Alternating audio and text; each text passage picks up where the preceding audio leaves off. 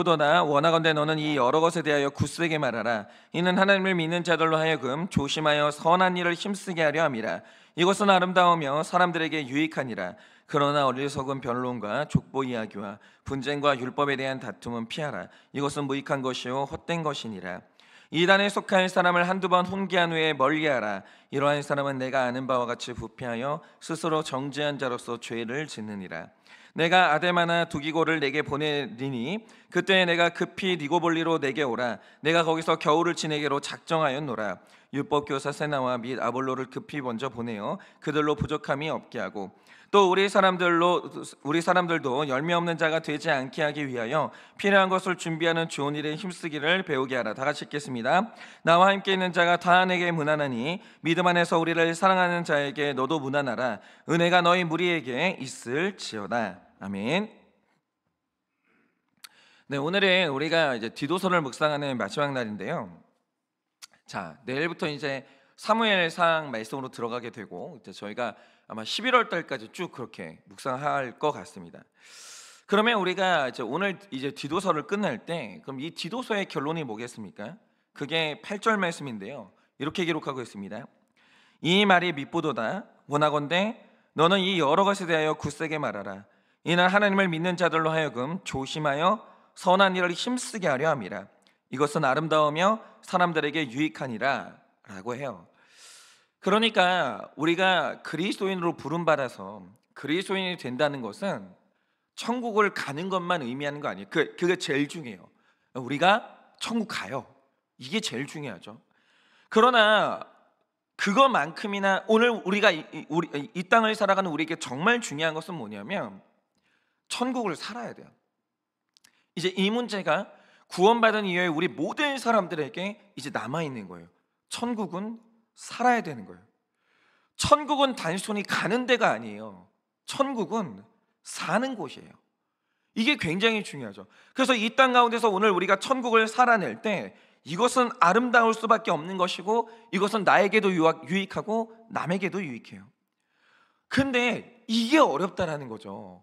이 악하고 음란한 세상에서 천국을 산다라고 할 때 이게 너무 어려운 거예요. 그러니까 이 말씀의 뜻은 이런 겁니다. 사람이 살아가는 이 세상은요, 관성의 힘이라는 게 존재를 해요. 이게 관성이 뭔지 다 아시겠지만 우리가 이제 자동차를 타고 가다가 이제 빨간불이에요. 멈춰야 돼요. 그래서 우리가 그걸 보고 멈추죠. 근데 문제는 자동차는 멈추지만 우리가 앞을 향해 가려고 했던 그 힘은 한동안 우리 몸에 힘을 미치는 거예요. 그래서 자동차는 멈췄는데 나도 그러고 싶은데 우리 몸은 앞으로 쏠려요. 이 힘이 우리에게 아직도 이 작용을 하는 거예요. 마찬가지로 이 당시 그레데 섬의 이제 그리스도인들이 복음을 들었어요. 더 이상 음란하게 살면 안 된다. 더 이상은 거짓말하고 살 수는 없다. 알았어요. 그러고 싶었어요. 그래서 이전에 입만 열면 거짓말하던 삶, 배우자와의 정절을 하찮게 여겼던 음란한 삶을 버리고 거룩한 하나님의 백성으로 살고자 하는 이 소원을 가졌고 결심을 했어요. 멈추고자 했죠. 그런데 문제는 뭐냐? 분명히 지난날의 삶을 멈추고자 하는 이 결심이 확고하지만 멈추려고 하니까 내 몸의 관성이 계속 작동을 하는 거예요. 한동안은 나도 모르게 입에서 거짓말이 툭 튀어나와요. 이 악한 습관이라는 게 정말 무서운 겁니다. 마음은 그렇지가 않은데 이 거짓말이 툭 튀어나와요. 그리고 내가 왜 그랬지? 이놈의 입이 왜 제어가 안 되지? 가슴을 치는 거예요. 그리고 이전에 냈던 혈기가 또 올라오고 이전에 끌어올랐던 이 돈 욕심이 계속 수시로 올라오는 거예요. 누르는데 또 올라와요. 누르는데 또 올라와요. 그러니까 그리스도인이 됐다라고 해서 하루아침에 죄로 달려가던 나의 발걸음이 뚝 하고 끊어지는 건 아니라는 거예요. 그러나 아무리 강력한 관성의 힘이 나를 잡아끈다 할지라도 이제 우리는 더 이상 죄를 향해 즐기던 그 길로는 이제는 더 이상 한 걸음도 갈 수가 없는 거예요. 내가 가는 길이 달라요. 우린 더 이상 예전 길로 갈 수가 없는 거예요. 그리고 어떻게든 우린 이제 멈춰야 되기 때문에 관성의 힘을 이겨내고 내 몸에 거룩 위에 버티고 서 있으려면 선한 일을 하는데 이제 힘을 써야 돼요. 굉장히 힘을 써요. 그러니까 우리가 막 달려가다가 딱 멈춘다라고 해요. 그러면 쫙 끌려가죠. 몸이 관성의 힘 때문에. 그럼에도 불구하고 내가 거의 끌려가지 않으려면 다리에 힘을 딱 주고 버티고 있어야 되는 거예요. 그래야 결국에는 멈출 수가 있는 거죠. 저절로 되는 게 아니에요. 힘 써야 돼요. 굉장히 힘을 써야 돼요. 그러면 우리는 이 선한 삶을 사는 이 힘을 어떻게 하면 얻을 수 있는 것인가? 그런데 우리가 이것을 말하려면요, 모든 말씀이 다 중요하지만 우리가 어제 묵상하다가 중단했던 말씀이죠. 디도서 2장 11절에서 14절까지 말씀을 깊이 알고 이걸 끝내는 게 굉장히 중요해요. 그래서 우리가 어제 12절까지 말씀을 묵상하다가 시간상 이제 마쳤는데요, 오늘은 2장 12절 말씀의 나머지와 13절 말씀을 좀 묵상을 좀 해보려고 해요. 다시 좀 2장을 한번 보세요. 제가 어제 이제 어떤 말씀을 들었냐면요, 우리가 하나님의 이제 그 거룩한 하나님의 백성으로 살기 위해서는 단순히 결심하고 성품의 힘으로는 안 돼요. 이거는 중요합니다. 주님이 나를 부르셨으니까 내가 이 말씀에 순종하기로 결심도 해요. 그렇게 살기로 원하는 성품도 있어요. 이건 중요한데 그것만으로는 안 돼요. 모든 사람에게 구원을 주시는 하나님의 은혜가 나타나야 돼요. 그 성품 위에, 나의 결심 위에 나를 구원하는 하나님의 은혜가 나타나야 되는 거예요. 그러니까 모든 택자에게 나타나는 하나님의 은혜가 뭐냐? 바로 나를 구원하신 예수 그리스도가 인격적으로 진짜 믿어지고 그분의 삶과 그분의 말씀이 나의 마음에 강력한 감격으로 밀려오는 이 은혜를 받아야 되는 거예요. 그런데 내가 예수님의 삶과 말씀에 대해서 은혜를 받는다는 게 왜 중요합니까? 내가 한번 그 은혜를 받으면, 이 말씀이 믿어지면 내가 받은 은혜가 내 속에 들어와서 나를 힘있게 양육하기 시작해요. 이 강력한 은혜가 내 속에 존재하는 죄를 꾸짖어요. 이 죄를 쳐내는 거예요. 그래서 우리가 성도가 된다는 것은 반드시 순서가 있는데, 거룩한 삶에 대한 요구 전에 은혜를 받아야 되는 거예요. 은혜를 먼저 받은 다음에 거룩한 삶에 대한 요구가 있는 거예요. 그러니까 은혜 받지 못한 사람에게는 거룩한 삶에 대한 요구가 있을 수가 없는 거예요. 하나님도 그건 안 해요. 하나님의 은혜가 먼저 나타나야 그 다음에 삶에 대한 요구가 있는 거예요. 그런데 은혜를 받지 못하고 성품으로 이걸 걸으려고 하면요, 이 거룩의 길이 힘들고 생색이 나서 걸을 수가 없습니다. 그러니 먼저 이 은혜가 임해야 되는 거예요. 그래서 성도라는 존재는요, 이 은혜 받는 게 우리 하루의 일 중에서 제일 중요합니다. 은혜 받아야 돼요. 자녀 사랑하고 싶습니까? 내가 오늘 직장에서 성실하게 일하고 싶으세요? 좋은 관계를 맺고 싶으세요? 그 모든 일들 전에 은혜 받으셔야 돼요. 은혜 받는 게 우리 하루 일과 중에서 제일 중요한 일이라는 거죠. 그래야 그 힘으로 삶이 되는 거예요. 그러면 이제 보세요. 말씀을 보면 모든 택자에게 구원을 주시는 하나님의 은혜가 나타나 우리를 양육하기 시작하는데, 그러면 양육되는 우리에게 반드시 나타나야 되는 삶의 거룩의 모습이 무엇인가? 이 12절 중반부부터 보면 그 구체적인 지향점이 나오는데 한번 보자 이거죠. 자, 여러분이 말씀을 보시면 이런 내용이 나옵니다. 나타나신 하나님의 은혜가 우리를 양육하시면 경건하지 않은 것과 이 세상 정욕을 다 버리고 신중함과 의로움과 경건함으로 이 세상에 살게 된다, 이렇게 되는 거예요. 그런데 이 말씀을 보면 은혜가 우리를 양육할 때 모든 그리스도인의 삶 가운데 반드시 나타나야 되는 모습이 있다는 거예요. 그 핵심이 뭐냐면 여기서 버리고라는 단어의 핵심이 있는 거예요. 그러니까 이 버리고라는 단어의 헬라어가 아르네오마인데 이 말 뜻이 뭐냐면 악한 것에 대해서 아니요 라고 외치게 된다는 거예요. 그럼 이게 뭐 의미하냐? 여러분이 한번 이제 요셉을 생각해 보세요. 자기 집에서 채색 옷을 입고 가장 높은 곳에서 살던 요셉이 어느 날 형들에게 배신당해요. 버림을 받습니다.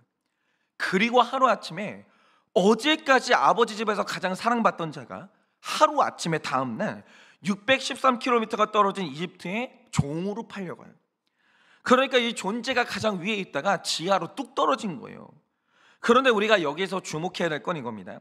창세기 37장 2절에 따르면 요셉이 이집트로 팔려갈 당시의 나이가 겨우 17살이었어요.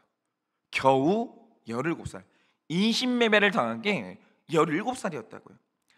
그런데 지금의 17살과 그때의 17살을 단순 비교할 수는 없겠지만, 그래도 인생을 불과 17년밖에 안 살았다는 것은 이 사건을 건강하게 소화할 수 있는 나이가 아니라는 뜻이에요. 그러니까 그때나 지금이나 17살짜리가 배신 당하면 얼마나 당해봤어요?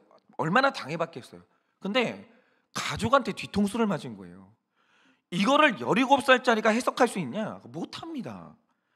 그러니 만약 여러분이 한창 예민한 10대 때 가족에게 배신당하고 인신매매를 당해서 팔려왔어요. 여러분은 어떻게 되시겠어요? 이게 완전 있잖아요. 가치관이 꼬여버립니다.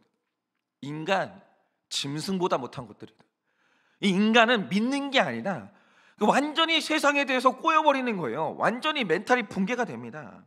그래서 뭐 어떤 사람들은 조현병이 와도 이상하지가 않은 거예요. 너무 큰 충격이거든요.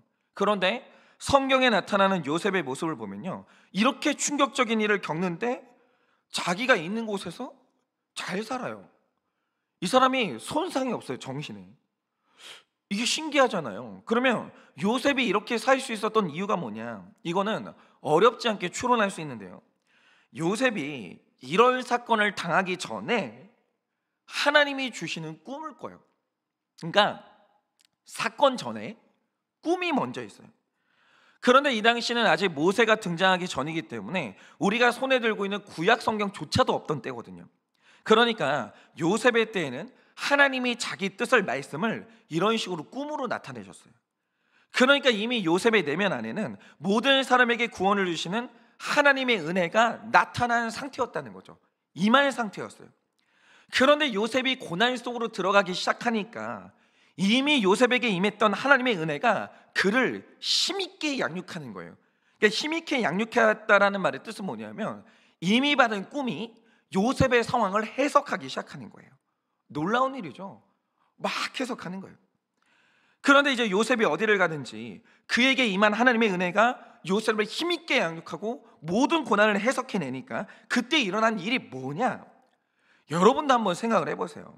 지금 이 요셉의 몸은요, 인간의 신체 중에서 가장 몸이 활발한 10대 후반이에요.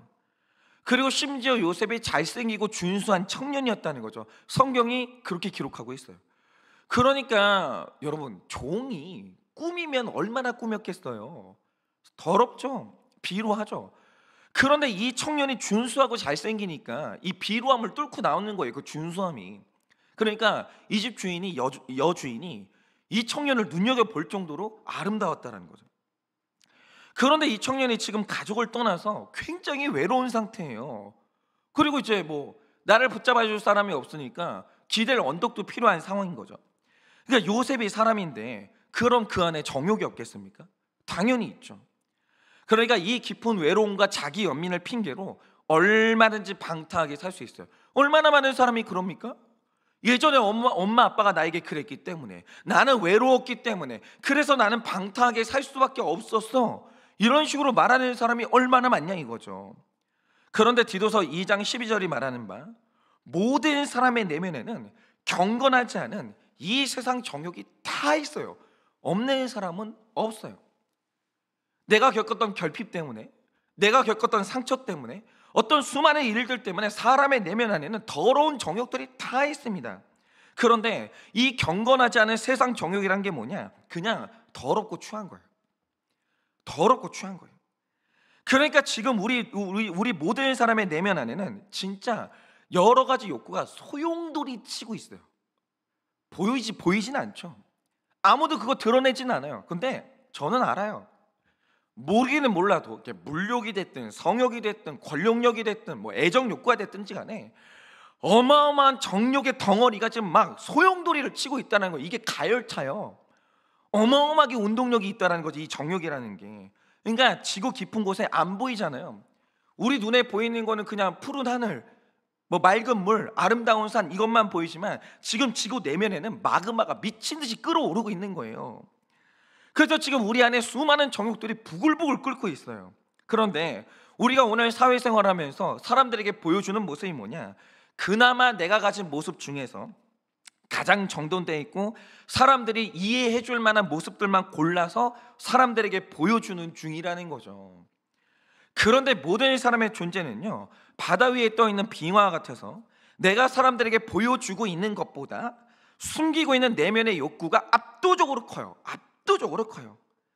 그러니까 사실상 내가 보여주지 않고 있는 내면의 욕구가 그 사람의 본질이라고 보는 게 맞아요. 그런데 왜 숨겨요?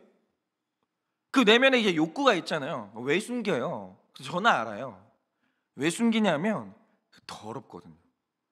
그게 사람들이 아마 제 속에 있는 욕구를 다 꺼내잖아요. 아마 제 옆에 남아있는 사람은 아무도 없을걸요. 그게 있잖아요, 상상 이상이에요. 그 변태성, 그 추악함, 그 악함, 그 폭력성, 이 있잖아요, 정말 더러워요. 사람들 내면 안에는 이 어마어마하게 더럽고 입으로 묘사가 안 되는 5만 가지 상상들이 그 안에 이게 폭주를 하고 있다는 거예요. 폭주를 하고 있어. 그래서 만약에 돈만 있었다면 온 세상을 가지고 싶은 그 엄청난 사치의 욕구, 그 들키만 한 때는 이 경건하지 않은 것들, 정욕들, 이게 모든 사람 안에는 반드시 있어요. 반드시. 그런데 이 욕구는 언제나 미친 듯이 운동하고 있기 때문에 언제든 분출할 준비를 하고 있거든요. 그래서 이 욕구를 완벽하게 누르는 사람은 없어요. 그건 불가능해요. 여러분, 사람이 목숨이 살아있는 동안에는 이 강렬한 욕구가 어떻게든 비집고 나와요. 화산 활동이 그런 거 아니에요. 화산 활동이 뭐예요? 지금도 이제 지구의 표면이 이제 강력하게 누르고 있긴 하지만 이거를 완벽히 누를 힘은 없는 거예요. 그러니까 어딘가에서 북북하고 이제 삐져 나오는 거죠. 나오는 거예요. 그러니까 거대한 댐에 구멍이 나가지고 강력한 물줄기가 터졌다라고 하죠. 그런데 이때 이것을 누르고자 하는 우리의 의지는요, 물컹물컹한 진흙 같은 것인데, 여러분, 그 연약한 진흙덩이로 터져나오는 물줄기를 막는 게 가능하냐? 불가능합니다. 그건 불가능해요. 그래서 우리가 가끔 말도 안 되는 사고를 치는 거예요. 갑자기 있잖아요, 잘 참고 살다가 더 이상은 못 참아 이러면서 말도 안 되는 소비로 카드를 확 긁어버리고, 어느 날 나도 모르게 소리를 빽 찔러버리고, 어느 날은 나도 모르게 그냥 음란을 저지르고, 이렇게 되는 거예요. 못 막아요. 못 막아. 그건 어느 순간 그냥 터져 나오게 되어 있는 거예요. 그런데 이런 강렬한 정욕이 요셉 안에도 있었죠. 그런데 이런 요셉에게 어느 날 일어난 일이 뭐냐? 정말 아무도 없는 집에, 성경에 보면 그렇게 되어 있어요. 여주인이 다 내보냈어요. 거기서 여주인이 요셉을 부르더니 동치마자 이러는 겁니다. 그러니까 이 당시에 요셉이 마주한 환경이라는 건요, 이걸 이길 힘이 없어요. 그냥 일반적인 인간이면 이거 못 이깁니다. 절대 못 이깁니다. 외롭죠. 정욕이 끌어오르죠. 아무도 없어요. 근데 여주인이 나를 불러요. 이걸 어떻게 이겨요? 이걸 누가 이겨요? 이길 수 있는 사람은 아무도 없어요. 죄가 분출하기에 모든 게 맞아떨어지는 환경이었어요. 그런데 여기에 나타나는 요셉의 놀라운 반응이 뭐냐? 이 여주인의 요청에 대해서, 그리고 내 안에서 분출하는 경건하지 않은 것과 이 세상 정욕에 대해서 다 버리고, 다시 말해 놀랍게도 아니오를 외친 거예요. 이게, 이 아니오가 얼마나 어려운지 아시겠죠? 아니요? 라고 외치는 거예요. 예를 들면 이런 거죠. 어떤 이제 여성이 굉장한 그 열등감이 있어요. 그리고 모든 사람 안에 이제 허영심이 있다라고 하죠. 그래서 내가 막 열등감에 시달리고 막 허영심이 있는데 어떤 사람이 딱 그러는 거예요. 내가 제일 좋은 백 하나 사줄게. 대신 내 말 들어. 이때 이거를 아니오라고 할 수 있는 사람이 있냐? 거의 없어요. 거의 없어요. 다 예스 하는 거죠. 그런데 놀랍게도 요셉은 이날 아니오를 외치고 신중함과 의로움과 경건함을 지킨 거예요. 도대체 이게 어떻게 가능했을까? 이건 요셉 자신의 고백 속에서 답을 찾을 수 있는데, 창세기 39장 9절을 보면 요셉이 유혹에 대해서 아니오라고 외치는데 그 이유를 이렇게 말해요. 내가 어찌 이 큰 악을 행하여 하나님께 죄를 지으리까? 바로 이겁니다. 우리 안에서 끌어오르는 이 정욕이라는 힘은 절제력으로 못 눌러요. 그건 제가 말씀드렸지만 댐에서 물줄기가 막 뿜어져 나오는데 내가 진흙으로 막아보겠다, 이거랑 똑같은 거예요. 우리 절제력이라는 건 그렇게 대단하지 않아요. 못 막습니다. 터져 나오는 거예요. 그런데 모든 사람에게 구원을 주시는 하나님의 은혜가 나타나면 비로소 사람이 그 은혜의 힘으로 내 자신의 정욕과 악한 세상의 유혹에 대해서 정말 고민이 되지만, 그 순간 요셉이 수없는 유혹을 느꼈을까요? 그냥 한번 넘어질까? 얼마나 좋을까?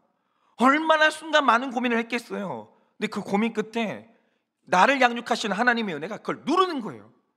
그리고 요셉이 하는 말이 뭐냐? 아니요 라고 말하게 되는 거예요. 그런데 이 세상에 대해서 아니오라고 하는 게 뭐냐? 하나님에 대해서 예스라고 말하는 거예요. 뭐가 하나님에 대한 예스예요?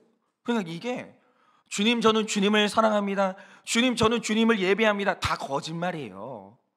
하나님에 대한 예스가 뭐냐? 세상에 대해서 노할 수 있어야 하나님에 대해서 그게 예스라는 거예요. 세상에 대해서 노하는 게 아무도 없어요. 아니오라고 말하는 적이 없어요. 그런데 어떻게 하나님에 대해서 예스라고 말할 수 있어요? 그건 거짓말이라는 거죠. 하나님에 대한 예스는 뭐냐? 세상에 대해서 아니라고 말하는 게 하나님에 대한 예스인 거예요. 여러분, 반대로 우리가 세상에 대해서 예스라고 외치면 바로 그 순간 자동적으로 하나님에 대해서 아니오라고 말하는 거예요. 그러니까 지난 주일이었던 10월 27일에 많은 그리스도인들이 광화문으로 가서 포괄적인 차별금지법에 대해서 세상을 향해 다 같이 아니라고 외쳤어요.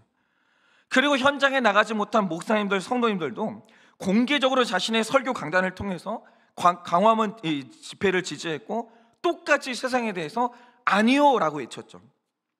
그런데 우리가 이렇게 한 이유가 뭡니까? 이제 우리가 모두가 사실을 알게 됐어요. 이 정체를 알게 됐지만 우리나라에는 이미 차별금지법이 있어요.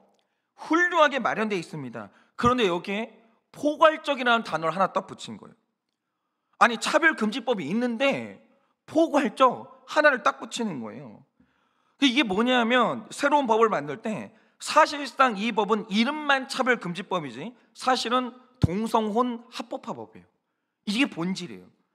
그런데 사람이 동성애를 죄가 아니라고 할 때, 다시 말해서 동성애에 대해서 예스라고 말할 때 이게 가능하려면 반드시 하나님을 부인해야 돼요. 하나님에 대해서 노하지 않으면 동성애에 대해서 예스가 안 되는 거예요. 그런데 만약에 하나님의 말씀을 진리로 인정하고 하나님의 살아계심을 인정하고서는 동성애를 합법이라고 말하는 건 불가능해요. 그거는 안 돼요. 소돔과 고모라는 그게 안 되는 거예요. 소돔과 고모라에 이 동성애가 합법이 될 수 있었던 이유가 뭐냐? 하나님을 부인했기 때문이에요. 양자가 같이 못 가요. 그런데 우리가 다 같이 입을 모아서 이 포괄적 차별금지법에 대해서 아니오라고 하는 게 뭐냐? 이게 바로 하나님의 살아계심에 대한 예스라는 거예요. 이게 그분을 고백하는 것이라는 거죠. 그런데 지금 우리 사회에서 이 세상에 대해서 아니오라고 말하는 것은 상당히 용기가 필요해요. 여러분, 그날 집회 끝난 다음에 기사 보셨어요? 거의 기사의 100% 어떤 기사가 나왔는지 기억하십니까? 광화문에 어마어마하게 많은 개신교인들이 모여서 교통체증을 일으키고 사람들 시끄럽게 하고, 왜 그리스도인들은 이런지 모르겠다, 전부 다 부정적인 논조였어요. 전부 다.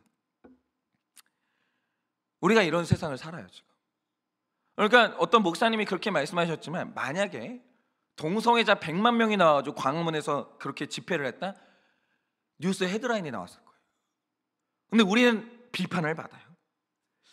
이게 상당히 용기가 필요한 상황인데 우리가 하나님 앞에서 공개적으로 신앙 고백을 했으니까 저는 이것이 아직 한국 땅에 하나님의 은혜가 힘있게 역사하는 증거라고 저는 봐요. 그런데 이렇게 경건한 그리스도인으로 서게 되면 마침내 거룩한 삶의 이 열매를 보게 되는 거예요. 우리가 세상에 대해서, 경건하지 않은 세상 정욕에 대해서 아니요 라고 얘기할 때 하나님에 대해서 예스 하게 되는 거거든요. 그럼 이제 우리는 거룩한 삶의 열매를 보게 되는 거예요. 그 열매가 뭐냐? 여러분이 2장 13절을 보시면 이런 말씀이 기록되어 있습니다. 복스러운 소망과 우리의 크신 하나님 구주 예수 그리스도의 영광이 나타나심을 기다리게 하셨으니 라고 해요. 이거예요.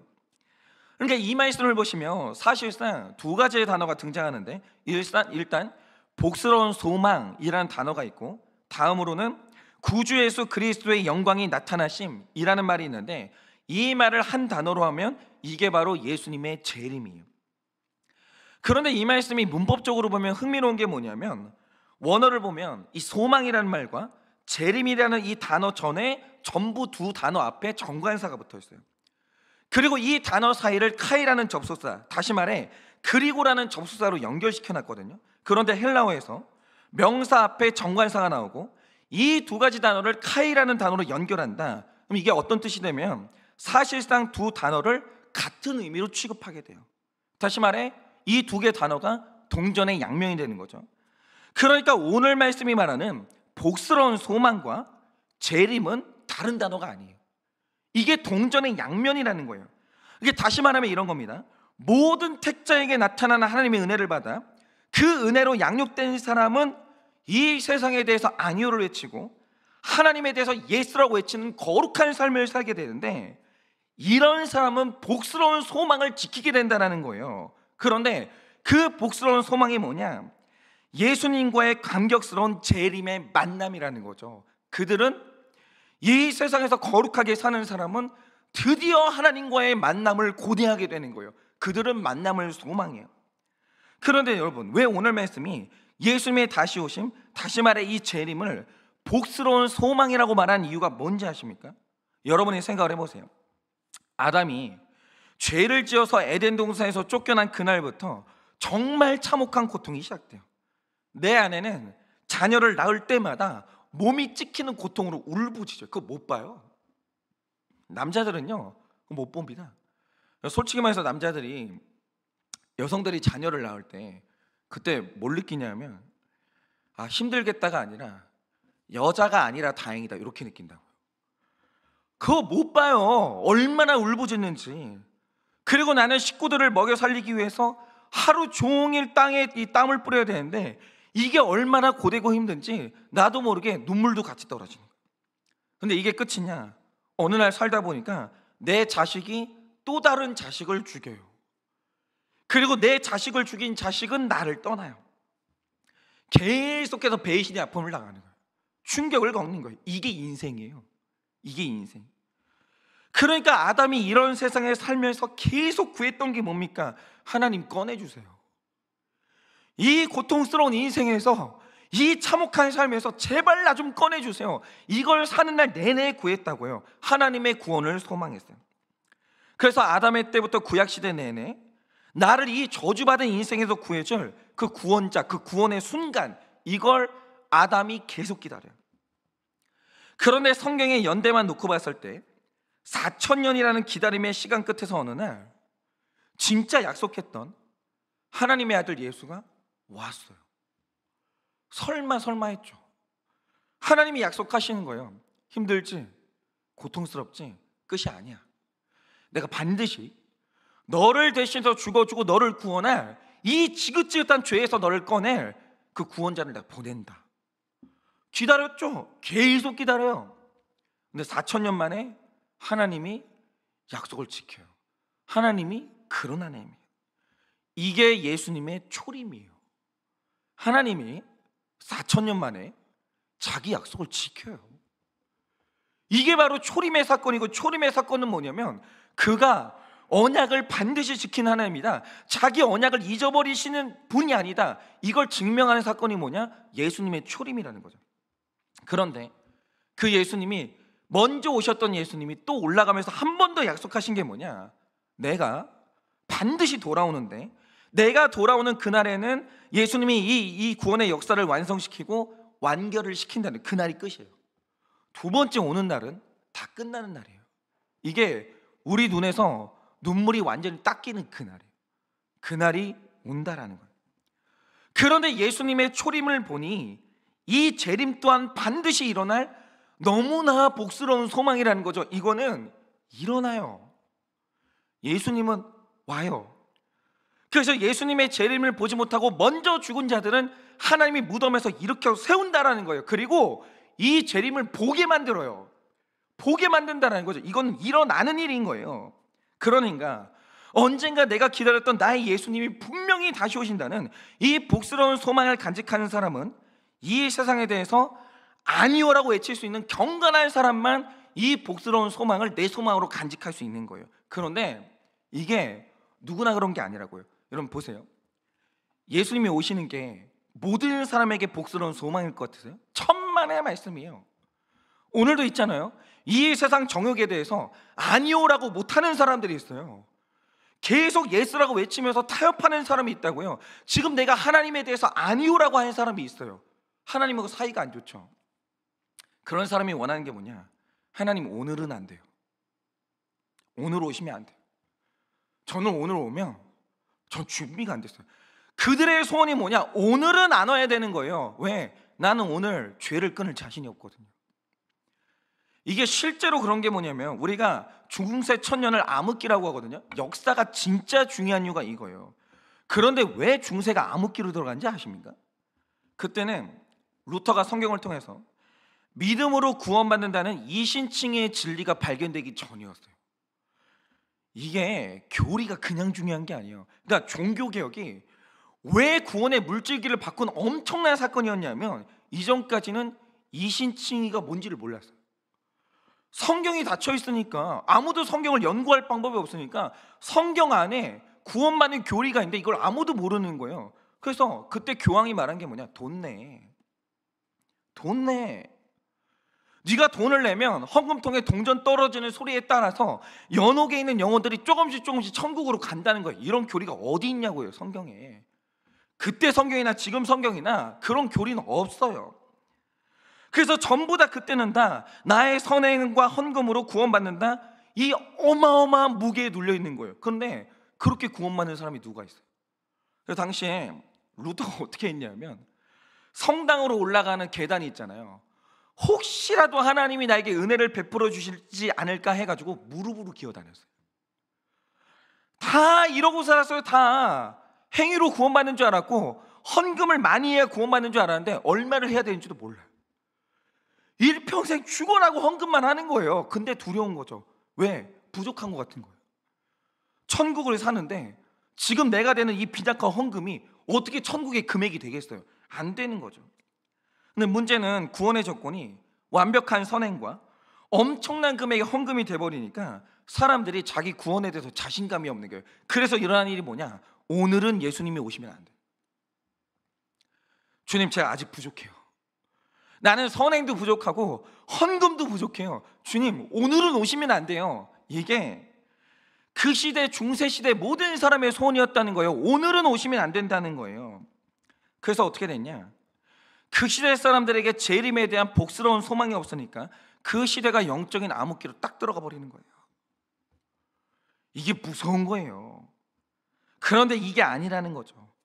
오늘도 모든 택자에게는 구원을 주시는 하나님의 은혜가 나타나는데 이 은혜는 오늘도 우리를 거룩하게 살도록 힘있게 양육한다는 거죠. 이 은혜가 우리를 세상에 대해서 아니오라고 하게 만들고 하나님에 대해서 예스라고 말하게 되는 순간 우리는 그 하나님이 너무 만나고 싶은 거예요. 주님, 오늘 오셨으면 좋겠습니다. 주님, 내일 오실 겁니까? 내일 모레 오실 겁니까? 날마다 주님을 소망하게 되는 거예요. 근데 이 인생이 행복한 인생이라는 거죠. 오늘 오시려나 내일 오시려나 그 예수님을 기다리는 그 마음, 그 예수님하고의 만남을 너무나도 고대하는 그 기대감을 가진 이 마음, 이게 바로 은혜 받은 사람, 경건한 사람의 인생이라는 거예요. 여러분, 이 마음을 우리 중심에 둬야 돼요. 우리 예수님 만나야 돼요. 예수님 만나는 날 우리는 예수님하고 감격적으로 만나야 돼요. 그게 오늘 오후가 될 수도 있는 것이고 오늘 저녁이 될 수도 있는 것이고 내일이 될 수도 있는 것인데 경건함으로 은혜 가운데 사는 사람은 그걸 기대한다라는 거죠. 원한다라는 거죠. 이 재림에 대한 복스러운 소망이 우리 중심에 있어야 돼요. 그때 이것 때문에라도 오늘 우리가 세상에 대해서 아니요 라고 말할 수 있는 힘을 얻게 되는 거예요. 그러니 오늘 하루도 내 사랑하는 예수님을 만나는 이 소망을 품고 거룩하지 않은 세상과 내 정욕에 대해서 아니오를 외치고 하나님에 대해서 당신이 맞습니다, 이것을 외치는 오늘 우리의 거룩한 하루 되어지기를 예수님의 이름으로 축원합니다. 이 시간에 제가 기도하고 축도함으로 예배를 마치겠습니다. 기도하겠습니다. 하나님, 오늘 요셉이 어떻게 그 어려운 순간에 정말 나의 정욕과 악한 세상에 대해서 어렵게 아니오를 말할 수 있었겠습니까? 그가 자기 앞에 나를 구원하는 하나님의 은혜를 받았고 나는 하나님을 만날 수밖에 없는 인생인데 내가 주님 만나는 날 내가 심판받는 것이 아니라 주님과 부둥켜 안고 주님께 칭찬받고 상받는 그 날을 나는 맞이해야 되기 때문에 오늘 요셉은 그 믿음으로 말미암아 세상에 대해서 아니오라고 말할 수 있었던 것입니다. 주님, 오늘 우리가 이 땅에서 세상에 대해서 아니오라고 말하고 나의 주님에 대해서 당신이 맞다라고 말하기를 원합니다. 그러려면 우리 마음 가운데 받은 은혜가 있어야 되는 것이고, 오늘 내가 주님을 만나는 그날이 나의 복스러운 소망이 되어야 될 것입니다. 주님, 오늘 우리 마음 가운데 그런 복스러운 소망이 있게 하여 주시고, 그래서 오늘 하루 우리의 유혹을 향해서 아니라고 말해, 혹시 오늘 주님이 오실지 모르시면 이 만남이 주님과 나의 기쁨의 만남이 될 수 있도록 준비되는 하루가 되게 하여 주시옵소서. 지금은 우리 주 예수 그리스도의 은혜와 하나님 아버지의 그 크신 사랑과 성령님의 위로하시고 교통하여 주시는 그 역사하심, 오늘 나에게 구원을 주시는 하나님의 은혜가 나타나 이 은혜가 나를 양육하여 세상에 대해서 아니오라고 말하기를 원하는 사랑하는 모든 주의 종들의 머리 위에 지금으로부터 영원 무음토록 함께 있을지어다. 아멘.